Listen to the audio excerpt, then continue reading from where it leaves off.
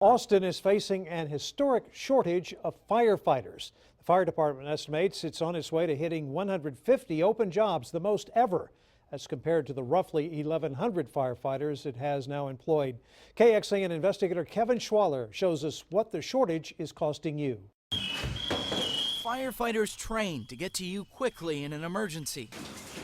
But that training also takes time, and right now, training new firefighters isn't keeping up with the speed firefighters are retiring or leaving Austin's department. We have a need to hire a lot of firefighters right now. Austin Fire Chief of Staff Tom Dodds says the department is on track to go over budget by up to $2.5 million this year, largely driven by overtime.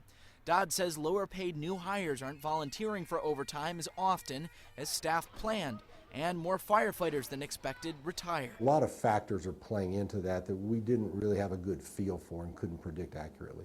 The fire union president says that the firefighter shortage also has to do with Austin history and decisions made here at City Hall. We wouldn't be 150 behind if we could hire the way we need to hire. Austin Fire is still catching up after a hiring freeze and federal investigation. About 2 years ago, the city agreed to new hiring standards that President Bob Nix and the firefighters union opposed. Nix says that agreement helped put them in the position they're in now. Well, it says one thing is that firefighters will be getting more fatigued because of the extra work, but it's also saying the budget office is under budgeting the fire department. No matter what the reason, it means the firefighters protecting you are working harder, and the city will eventually have to find more than a couple $1,000,000 to cover the costs. Kevin Schwaller, KXAN, investigates. As the city grows and Austin needs more fire stations, that gap in jobs also increases. The city is set to officially open a new fire station on Brody Lane this July. Bob Nix says a new station also usually creates 15 to 18 new positions to staff that station, adding to the number of open jobs.